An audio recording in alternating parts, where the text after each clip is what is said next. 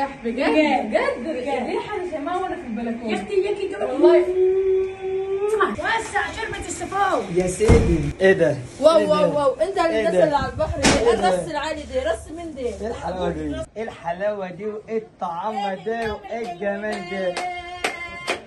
الناس الحلوه دي. بقيت الفريق بتاعنا فين؟ يا صلاة النبي يا صلاة النبي. بسم الله الرحمن الرحيم. اللهم صل وسلم على سيدنا محمد وعلى ال سيدنا محمد. يا صباح الورد او يا مساء الورد. تابع ما بتشوفوا الفيديوهات بتاع الخاله حلميه. ياك الجبر بخاطركم دنيا واخر على تعليقاتكم الجميله. النهارده رايقه ازاي وحلوه ازاي؟ رايقه المنتج جنب. ايوه انا بس مخلص التسبيحه وبعدين ما احنا عايزين التسبيحه بتاع زمان. ايوه وانا وياك يا روح قلبي. ماشي. ما اسكت بقى بطارق لبختني. لا اوعي. ربنا يكبر بخاطركم زي ما انتم جابرين بخاطرنا كده بتعليقاتكم الجميله وارائكم الحلوه وتفاعلكم معانا في القناه. ما اعرفش ان انتوا بتحبوا الخاله حلميه اللي كده. ربنا يجعلنا محبوبين في الدنيا وفي الاخر يا احلى اخوات في الدنيا. وانا بتقبل كل نصيحه اخواتي بيقولوها لي. ما انتوا عيني وانتوا الكاميرا بتاعتي وانتوا مرايتي. مش شاكره لكم على كل كلمه قلتها لي. مش شاكره لكم على كل فهم بتفهموها لي. برجع اقول انتوا اخواتي وعزوتي. واهم حاجه قبل ما نبدا الفيديو ندعي لاخواتنا بتوع فلسطين واليمن وجميع الدول العربيه. جميع المحافظات كلها. ايوه خارج مصر وجوه مصر. طبعا ده واحنا معاكم مطرح ما تقولون. اي شوفوا يا معاكم طبعا يا حبايب قلبي ندعي لهم بهدوء الحال ويسترهم ربنا وفاديهم ونصرهم على من يعاديهم.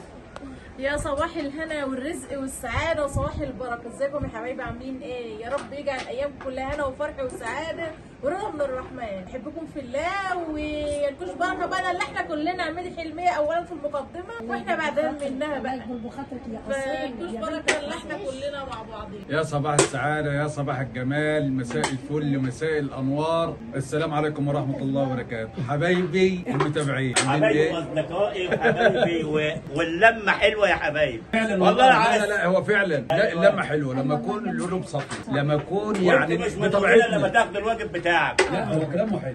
اللي بيعجبني اللي هو ايه يعني الدسوقي. انا من صغرنا احنا عارفين يعني هو داخل البيت وانا كنت انا لسه كده تمام. فانا عارفه تلقائيته دي ببقى مبسوط فيه وبحبه انا بالطريقه دي يعني مختلف عن اي حد انا اعرفه تمام. لا الكلام الحلو منكم انتوا والله ما ليجي جنبكم. احنا ما نجيش جنبكم حاجه. منوره ازاي النهارده؟ احنا الله يا نوايا بطل. احنا نوايا جنب الزر يا جماعه. احنا لا والله بنتعلم منكم والله. لا من ابو طارق بالذات. ايوه ما من أبو طارق نوايا بالذات. طول ما احنا في الرحله دي ما تقومش من جنبه. شوف الدروس اللي بياخد دروس فين او ما بياخدش ده هو اللي بيدي الدروس. خلاص ما هو شوف بيعمل ايه تعمل زيه. ربنا يسعدكم درس ولا بنروح مدرسه.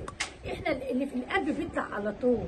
ويا بخت هو باين إنه قلبك يطلع على طول. اهو هيطلع ما هو خلي سمع.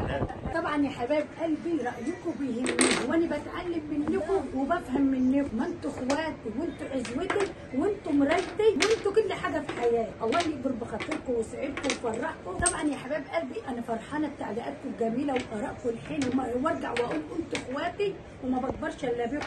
طبعا يا حبايب قلبي برضو تعليقاتكم الجميله نرمين قراطها لي وطارق قراها لي. مبسوطه ان انتوا بتوجهونا للصح وانتوا مرايتي وانتوا النور بتاع عيني.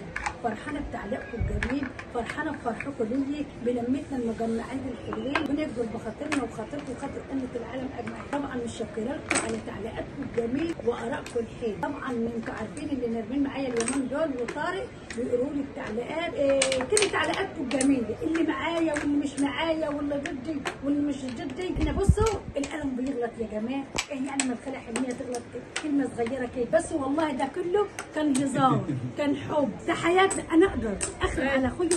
انا اقدر اخرب بيت اخويا انا ما اقدرش واولاده. استغنى عن والله ام يا احمد يا جماعة، اولاد. لا يا اخويا والله يا أبو جماعه طارق استنى نقدر بس نستغنى عن ايه؟ استنى يا كبد اختك.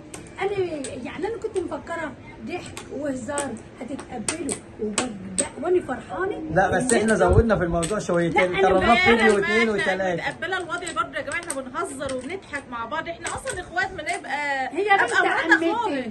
هي بنت عمتي يعني في دم ما بيننا كده مشترك متصل ما بيننا. ساعة الطلاق الواحد بيبقى ايه اعصابه وحشه برضه. هو كان هزار بس انتوا عيني اللي بشوف بيه وانتوا مراية. الغلط اقول لكم حاجه يا جماعه. لانه كان جو فالنهاردة- الجو اصلا واحنا في سفر وخروجات، فلازم ان نناقش بعضنا باي حوار. حاضر من عينيا الاثنين. وداها التوقيت حبيبتي توقيت. حبيبتي ايوه فطبعا النهارده بقى انت عامله ايه؟ عامله بقى انا قبل ما ارضي مرات اخويا واخويا برضه اخواته وحبايبي متابعين. هتولدهم المفاجأة يا أم طارق، أنت هتعلقيهم. طول بالك يا ابو طارق حاجه واحده طبعا، وانا عازمه كل حبايبني في الفيديو دي بالذات، وعاوزاكم تحطوا لايكات كتير وعاوزه تحطوا حبكم كتير. لا انا عازماكم قبل ما انا عازمه حماده واولاده هم الاساس. انتوا الاساس وانتوا نورت قلب، وانتوا لولا خايفين على الخلق حلوين ما كنتش علقتوا الكلام ده. هي الناس لولا بتحبك وبتحبني بتوجهنا للحاجه الصح. لا هم لولا كده ما كانوش هم عارفين هيتكلموا ولا انك يقولوا. بتهزري وعارفين كده، بس هم مش عايزين بس هزار زيادة اللي كده. جه، احنا هزار جاي اللي في جه الموضوع انتوا عشان عايزين. ايه؟ يعني طالعين من البيت كانش انا مكسوف. لا انا السبب في الموضوع. اه لو جيت تبصي انا السبب. لما جيت لك انا البيت لما جيت لك البيت قلت لك ده هي عامله الفيديو بتقول لي ده انا غضبانه بسببك انت. وقايله في الفيديو فانا اللي كبرت المسائل يا جماعه الخير عشان السفريه طلعها احسن انا بس. هو الحر اللي عمل فيكم كده برضه. لا السفريه مطوله، لان انا دي عربيتها انا نوصل بقى لحد مكان معين، وبعد كده في عربيه ثانيه هتيجي تاخدنا من مكان معين، وبعد كده هنركب الطفطف زي ما انتوا شفتوا في الفيديوهات يا اللي جماعه فاتت. الخير انا وش فلازم الخير نبقى في حوار عليهم. ومناقشه كده مع بعض. لا انا وش الخير عليهم. طبعا. رحتوا مصيف وركبتوا كذا عربيه، انا وش الخير انا عليهم. قصدك كده قصدك ايه؟ انا وش الخير. فطبعا بقى يا جماعه عشان نربطوا على بعض. ايه يعني طيب احنا ماسكين في بعض. عايزين نربطوا على بعض خلاص يلا. الرضا من عند الله. الرضا من فوق وكل حاجة وحبايبنا طارق هيقولوا مستعجل بس على نربطوا المفاجأة. فيلا يا جماعه ايه عشان طبعا احنا انا يعني قررت النهارده اعزمهم ايوه. بحري يا سمك بحري ابيع واشتري لوحدي. انا ممنوع من السمك ممنوع على السمك ممنوع من الجمبري. كله. هنجيب لها عشوه جبنه. قال لك ايه عندنا نص فرق. عندنا فرق. خليكي معايا انا بحب السمك. اه. انت جايبه لها ايه؟ يعني انت هتيجي تنزل بنتك انت جايبه لها ايه؟ نعم الجبنه وممنوعها برضه كان اللي السبب. تؤمروا بهم اللي عندي قبل العلم والكتف ده زاد والكتف خلاص ده لو نار. اكلت سمك وعيت انتوا اللي هتكشفوا. هكشف عليك بس باذن الله. طب لو كلتوا معايا طب لا طب انت لو كلتوا وما جرالكيش حاجه هتديني ايه؟ ها؟ لو كلت سمك من ايد عمتك وما جرالكيش حاجه هتديني هركبك مرضحه بقى. ماشي. يلا بينا نبدا الفيديو بتاعنا بسلامه الله ونشوف الفيديو بتاعنا الجميل دي بكم هيكبر بكم وهيبقى رشاد بكم. يلا نخش المطبخ انا وهناء نشوف هنعمل ايه. جايبه لنا كده أزأز كابوري يا أزأز كابوري لو أزأزونا أزأز ايه؟ والنبي لا بصراحة يعني انت لا ايه رايك؟ والله العظيم صرفة ومكلفة يا عم. لا، والله عايزين صرفة ومكلفة. ما يغلاش عليك. ده صلح بقى ايه؟ حلو طب ايه؟ انا عايزاه تقول لي كل يوم يا جماعة وانا موافقة والله مش هعترض على أي حاجة. نفسك فين؟ هو الاعتراض مش ما ليك دام- انت، الاعتراض للجمهوريه. ماشي يا حبايبي. امال علينا لا احنا. عادي، لا والله العظيم كنا بنهزر وبنضحك مفيش اي حاجه خالص نهائي، حتى لو كان مثلا زعلان من جوايا كان هيبان على وشي، بس احنا حلوين مع بعض مفيش اي حاجه نهائي خالص، واحنا بنهزر مع بعض. ده مرجان سمكه مرجان. مرجان. أيوة. مرجان بيحب جهاد. ده بيرقص لي حواجبه بيعلم لي شنبه بيرقص لي شنبه. بص مريم هي اشيلها ولا اسيبها لي؟ لا شيليه. طيب ماشي. بص لي كده ما هي هشوف لك كيس تحطي فيه القشر عشان انا عاوزه القشر اصلا. عاوزه القشر نفسه. ده لازم مظبطانا يعني. سيبيها بقى بظروف. في حد بياكل ايش جمبري؟ عشان تروق. شوفي كيس الرمله. تعملي ايه يا قمر؟ اللي انا كانت زفري وانا غاسله الخضره بتاعتي كنت احطها هنا كده تصفى من الميه اللي هو ايه الشبت والكزبره والجرجير نحطها على الترابيزه بتاعتنا كده عشان ما تتزفرش. خليكي جدعه في اي مكان تروحيه. طبعا انا ايه اسقس كابوري اسقل. بصوا بقى الكم ده واسع هنشمر ده. شوفوا بقى الاكل اللي عايزه تشمر ليه؟ شوفوا بصوا يا حبايب قلبي ماسكه بقى البتنجان وماسكه الفلافل وكل حاجه غسلاها ومروقاها ازاي. والثوم والبصل وكل حاجه وكمونك وبهاراتك تجهزيها قبل ما تبداي باي حاجه. معانا المصفى بتاعتنا اهي. تعالي بقى يا حلوه انت ونيجي اهم حاجه الحاجه دي تتغسل غسيل عشان جايه من البحر وكلها رمل لو ما غسلتهاش حلو تيجي تاكلي، او عازمه حد زمان، عازمه حد كده، او حماتك او عمتك او حد اصحاب جوزك هيقول لي لو انت غسلاه غسيل اي حاجه هتخلي الدنيا زفري، وكمان هيقرقشوا وهيبقى شكلك وحش قدام الناس. بصوا بقى اهم حاجه ده، بصوا البق بتاع ده كله هو اللي فيه الرمل وفيه الاساس اهو عندي هنا كده. دلوقتي يا حبايب قلبي المهمه بتاعتي بقى اللي انا اقشر لها الجمبري وهنضف لها برده السمك ده. يعني مش معقوله بقى ان احنا نكون معزومين بقى ونيجي على الجاهز زي اللي السفره محطوطه والاكل محطوط. واحنا يعتبر قاعدين في شقه واحده احنا اصلا. مش هناك يعني في البلد والبتاع ديت عشان تعزمك جاهز، لكن احنا هنا في ايه؟ ايوه في فسحه وفي بيت واحد، يعني مختلف بس ايه؟ لا يا بابا 4 درجات إحنا سلم يا هنا جماعه. او هناك احنا في شقه وهم في شقه، طبعا مش قاعدين معاكم في نفس البيت. مش معقوله يعني نسيبها الوحيده تعمل دي كله لوحدها ونيجي على الجاهز، يبقى شكلها يعني وحش يعني بصراحه يعني. وانا ما اعرفش اكل على الجاهز، لازم احط ايدي واساعد واشتغل. حط لمساتك يا مرات. لازم احط جدع يا طارق خليك معايا. لازم احط لمسات يا جماعه. فانا بقى قلت اساعد عمته واعمل لها الجمبري اقشره لها.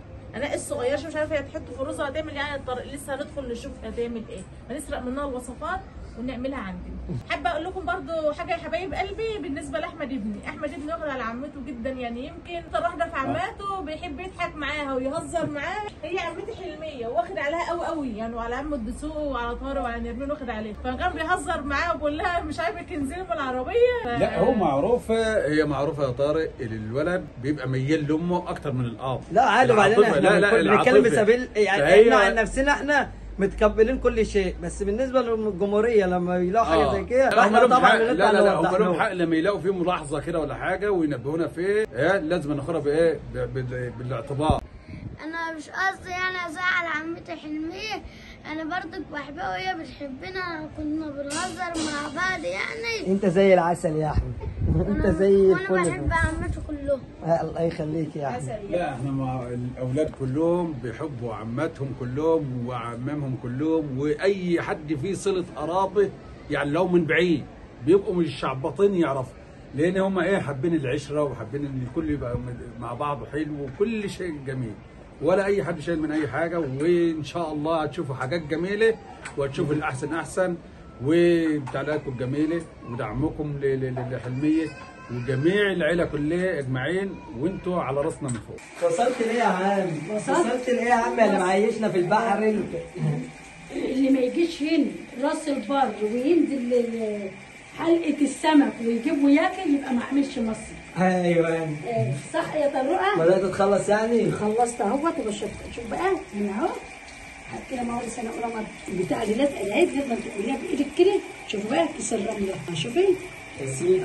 بصوا بقى غسلناه بالايه؟ بالليمون وشطفته وغيرت عليه الميه، ورجعت تاني فتحت عليه الحنفيه وعصرت عليه الليمون. اهم حاجه غسيلك في الحاجه، غسلت الحاجه حلوه هتعرفي اللي حاجتك هتطلع معاكي حلوه ومبقاش لها ريحه ولا اي حاجه. والحوض بتاعنا غسلينه ومنضفينه اهو مدلقه بقى كده كل اللي معايا دول. طب لا يا غلا حلمين، بس دايما ما تستعجلوش عليا. نجيب حلتنا اللي هنولع عليها ونمسك كده علشان لو في اي رملايه تنزل في الحوض ما تنزلش في الحل. طبعا المكنه اللي انتوا سامعينها بتزن دي موتور ميه، لازم يبقى موتور عامل هسه كده عشان العماره كبيره. طبعا غسلنا بقى الكابوريا بتاعتنا. أس كابوريا أس كابوريا لو أزوني أس يا ابويا قال لي ارمي الشبكه. عاوزه بقى ما تعمليش في حل. احنا بعد كده يا واد يا طارق اما نيجي جايين نجيب الحله الكبيره بتاعتنا واحنا جايين عشان البحري بيبقى سمكاته كبيره. او ممكن تعملي الحاجات دي كلها كده وفي كيس حراير اللي هو بتاع الفراخ او البط وتزفيه في الفرن. هنستلف من حد حين المدارس. بالظبط كده.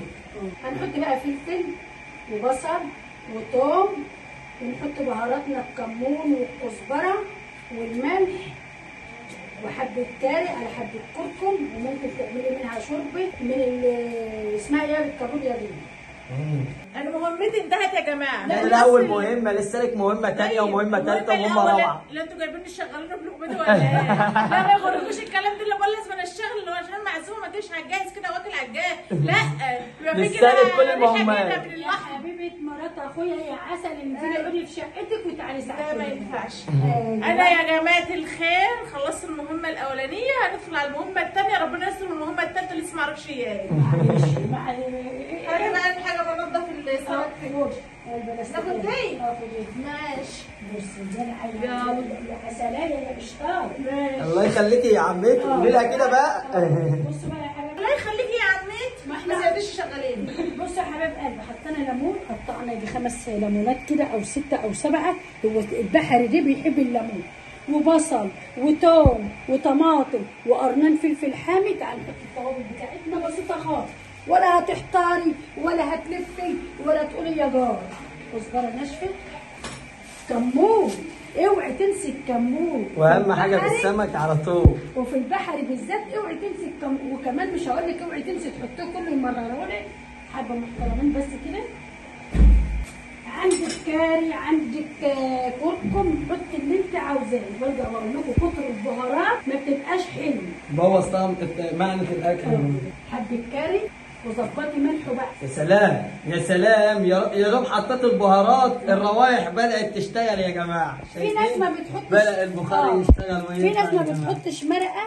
يا سلام، اختيار المرقه بقى، بس احنا عاوزين نطعم الحاجه ونديها طعم بقى. واحده مرقه كده برضه، وهقطع قط كزبره خضراء عليها واظبط الملح ونسيبها ونشوحها حبه بحبه. تسرب بقى شربتها مع نفسها، تاخد تشويحه. شوربه تعملي، اجيب بقى عود كزبره من اللي انا غسلاه نضيف دي واقطعه واحطه عليه واغطي عليه. شوف غيره. انت الغطا ما بيقفلش، بس يلا يا جماعه اي شيء اي شيء. ما احنا هنعمل ايه؟ ما احناش في بيتنا بقى، ما فيش عده يعني، ما بنجيبش حلل كتير ولا بنجيب حاجه، عشان مش هنطبخ على طول يعني. بس كده هجيب الحلل كلها وانا جاي، علشان انا مختلفه. الله الله الله الله الله الله الله الله، بدات الروائح. ولو في كرفس او بقدونس برضه، انا جايبه ربطه بقدونس حط.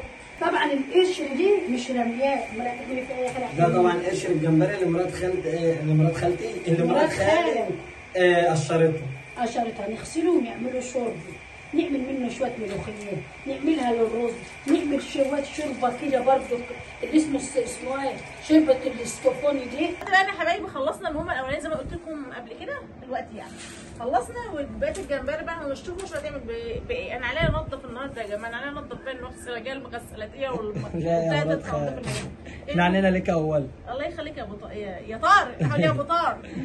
عادي، انا وطارق واحد. المهم دخلنا بقى على الساج دي. الساج دي اسمه يا جماعه مرجان ولا اسمه مرجان صح؟ فانا بقى نمسكه ننضفه برده زي ما انتم شايفين كده، وبرده اقوم اغسله لها واظبط لها، يعني هي على تولع بس على طول وتعمل. احنا مالناش عايزه تقول ايه يعني؟ احنا مالناش بركه الا انت يا عمتي. يا روايحك بجد، يا روايحك بجد. بصي انا مش هشكر في روايحك، الناس اللي الجيران اللي بتتكلم على روايح. بص بقى، دي القشر مسكته غسلته ونضفته غسيل حلو زي ما احنا متعودين عشان الرمل. حطيت نفس اللي حطيته هنا حطيته هنا، واخدت بقى حبه من دول كده حطيتهم معاه عشان تبقى الشوربه بتاعتنا ريحتها زي الفل، وتبقى عطيه كده مزاج. المهمه الثانيه يا حبايب قلبي انتهت على نجاح. هنشوف بقى هيعملوا لنا ايه في المهمه الثالثه. خش معاها بالمطبخ.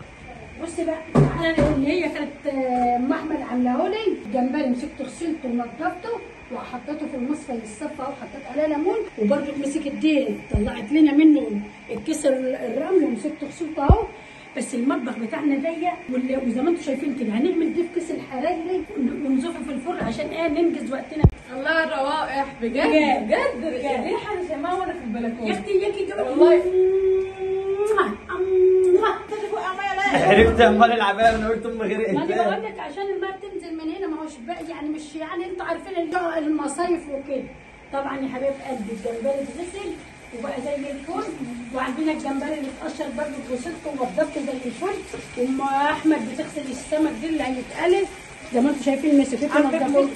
عمك مرجان احمد بيحب مرجان. وانا عليا ايه؟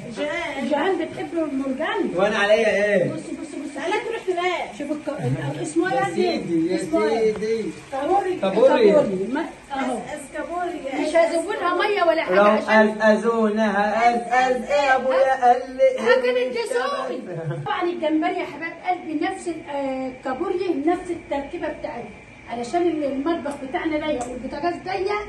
هنعمل ايه؟ هحط دي في الفرن وام احمد هتاخد السمك دي هتقليه بتاعها عشان اولع على الرز. سعيده يا جماعه، ها؟ ما تنسوش الجمايل دي. سعيده كل السمك ده اللي عندنا ده. طبعا بقى يا حبايبي انا بحاول اهرب من الفيديو ده والطبخه دي باي طريقه، لانهم مش راضيين يسيبوني في حالي يرضوا كده.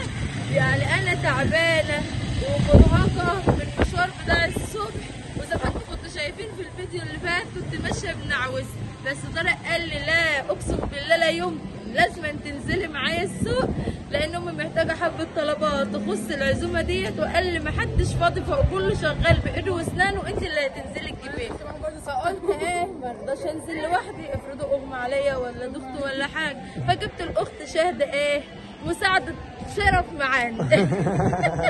فاحنا بقى دلوقتي ايه رايحين على السوق كده. طبعا يا جماعه الكلام ده كله هزار وضحك، والله فعلا عشان لقوني بس مرهقه امبارح. فهناء مرات خالة حماده ربنا يبارك لها يا رب قالت لا انا هساعد عمتي حلميه وخليكي انتي ما تعمليش حاجه النهارده. طبعا ايه احنا بقى ايه رايحين نجيب يعني بقيه الحاجات، لان زي ما انتم شفتوا كده في الجوله اللي احنا كنا عاملينها كنا محتاجين ايه سمك بوري، لان في عندنا ابويا زي ما انتم عارفين لا بياكل جمبري ولا بياكل استاكوزا ولا الكلام ده، فقلنا بقى عشان يعني ايه مش فريق ياكل وفريق ما ياكلش. سمكة بيتي ودي اللي على الفرش واحدة ده. يعني كله صعب. بقول لك لو واحدة بيتي اديك اللي على الفرش. ماشي يا فهد. بص يا ستي الكيلو حوالي 130 جنيه وده 120 جنيه. 120 ده 130. ده حقه من غير يعني مكسب. الله يخليك تسلم. يمسك ويفتح. تعالى بص. تيجي بقى نرمي ما تعرفين. بعرف السمكه. ايوه البيته من امك اللي علمتني دي. تعرفي السمكه من البيته من نخشوشها، طول ما نخشوشها محمر كده وفي اللمعه دي تعرفي ان السمكه صبحه، تلاقي النخشوش مغمق وما فيهوش اللمعه دي تعرفي ان بيت. هي دي صبحه. كله صابح بقى. بقول لك اللي يلاقي واحده على الفرش بيته علمت. طبعا يا جماعه جانا من السوق انا راح نام عامه وروق دماغه. طبعا احنا جانا من السوق فقلنا نفرش بقى ايه الغدا بتاعنا يا جماعه. طبعا ده ايه ازاز كابوريا بمعنى اصح. فبنرصه هنا ايه شوفوا بدانا اهو نرمين بدات تشتغل يا جماعه. ها حطوا الملح عندكم؟ ملح ايه؟ الملح عشان بتاع بابا غنوم. بابا غنوم اكله هنيه تكفي 100. يا عسل تسلم ايدك. لا انت ما بتتوصاش بتعرف تطبخ بتعرف تعمل كل حاجه. ايدك بايدنا بقى. مش عارف انتوا هتعملوا ايه؟ اعمل اي حاجه تقدم. ما تدوس بس. قاعدين يا جماعه بعد ما عبينا بننقل. خلاص كل حاجه ايوه احنا بصوا بنشوق نفسنا على الاكل اكتر بالعمليات اللي احنا بنعملها دي. على فكره اللي بايده في البتاع في الاكل ما بيعرفش ياكل لسه. انا عشان انا عاوز اهرب منكم. بتعملها ايه؟ هو عاوز يهرب عشان يعرف ياكل. عشان اعرف اكل. طب ده ماشي الجمبري يا باشا. ايوه سيبنا من الاستاكوزا اللي مش اهم حاجه دي. استمع حلو. ايوه انت بتعمل ايه؟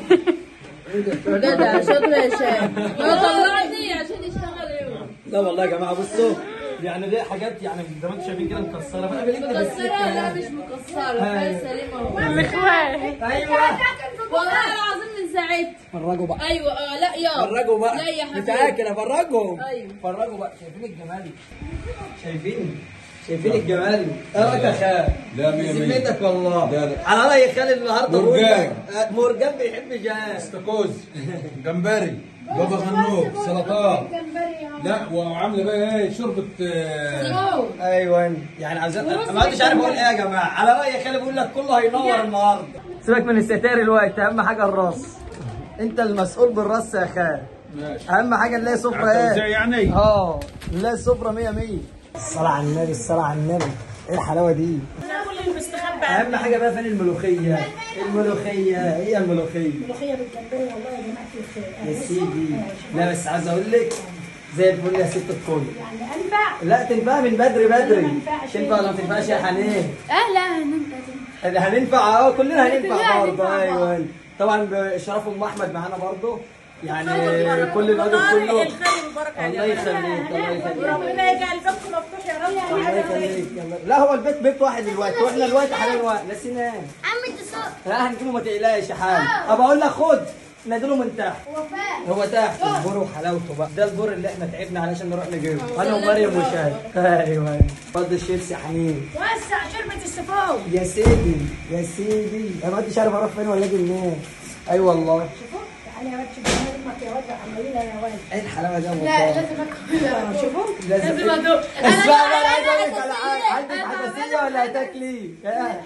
هتاكلي طبعا. اللي يشوف الحلاوه ديت ما يبقى يعني عندها حساسيه، مش صح؟ تاكل ولا ما تاكلش زي ما الجمهور يقول. انا خايفه يا جدع حته صغيره قبل تهرش من حاجه، خايفه ليها تعمل يعني نعتزلها؟ مش عارفه والله يا طارق. ايه رايك يا حنين؟ قبل لا ما نخلينا على المستشفى بعد الاكله دي. بس كده. ليه يا بركه اللي انتم انت عملت. يا سيدي على البر وجمال. تاكلي زيتون اكيد. ايه ده؟ واو إيه ده؟ واو واو، انت إيه الناس ده؟ اللي على البحر دي، إيه ده؟ الرص العالي دي رص من دي. ايه الحلاوه دي؟ نص خالد. ايه الحلاوه دي يا خال؟ يا محمد انت حبيبي. ما تترصوش عشان هقومكم الوقت.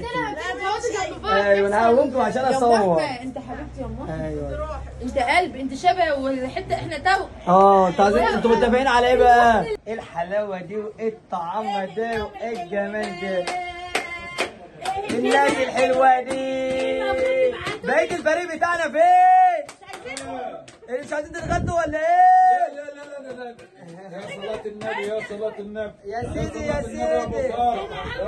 السفره دي تساوي كام جنيه الوقت لو خشوتها؟ لو خشينا 4000 جنيه. انت المطعم كله، انت الحلاوه كلها، السعادة كلها وانت ايه رايكم؟ ازيكم يا ولاد اخواتي عسلات يا ابني تسلم ايدك والله. لا يا صلاة عادي النبي. يلا اقعدوا. بقية الفريق فين يا جماعه؟ يا حنين، يا بقية الفريق. ده حنين مسطحت وكل مسطح. شوف امك نقعد فين واقعد جنبها. مش عارف، هو كله عمال يحدف نفسه. كله قاعد يجري. كل واحد يجري على كل. اي مكان انت ست الكل. ايوه يلا يا شباب، يلا يا حلوين. خد الكرسي ده. المهم احنا عايزين نقول كلمتين للمتابعين، اصبروا بس الوقت هنقولهم الوقت. ايوه يلا يا حنين. يلا يا مريم. انا هقعد فين؟ هتقعد فين بقى؟ ده بقول لكم ايه، مش عايز تعبت على الليله دي. شقيت وكافحت وعملت. اتاخد كده يا صاحبي. تلغي تعب عمتي حلميه. انا رحت الصبح. انا اللي جبت. ما حدش قال تسلم ايدك ولا رجلك. الاسبوع بس نشوف الاكل حلو فاحنا متحمسين. والله بتضحكوا علينا، جايبين معالق كل ما كان معالق بيسدوا موقع الرز. انزل جيب المعالق بتاعتنا. لا ما هناكل معالق جوا. شاركك البيت. هاتوه. معالقنا جوا حطوه. لا تسلم ايدك. والله ما تحصل ابدا، ما انا قايم ولا سايب الاكل. لا والله بصراحه قوي ولا طعمه خرافه والله بجد، والله العظيم. انا رايك يا حنين كده يا حنين. مش مجامله يعني. طب يا جماعه دي بتنضف ازاي يعني؟ دي بقى تستلم بيها ايه يا عمتك حلميه؟ طب بتنضف ازاي ده عم؟ الطريقات ايه؟ ابو مطيه وعينته في الميه.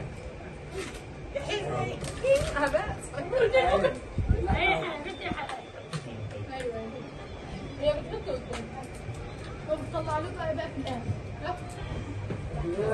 رايك يا حنان. يا حنين كده وجوز ومالكش دعوه. اي والله حنين الوحيده اللي مش جايه في الكاميرا يا جماعه. كويس.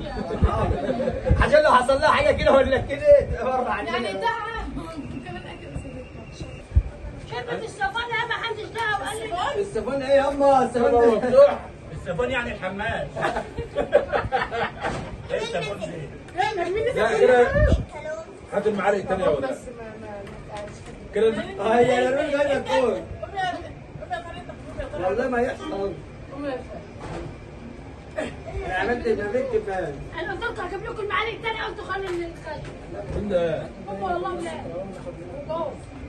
يا جماعه ايوه والله. على فكره عايزه اقول لكم دي الاكله الوحيده اللي هي ايه كلناها كده اللي هو هناكل ده ونسكت. خلي بالكم الاكل البيت كفايه. ما فيش اكل في الحلل هو كله في الاطباق خلصوا ده على طول. والله انا ما اكلت بقى 4 ايام. لا من عايز انا هو ما عادش شلاني يعني عارفين. كتر البهارات عليكم.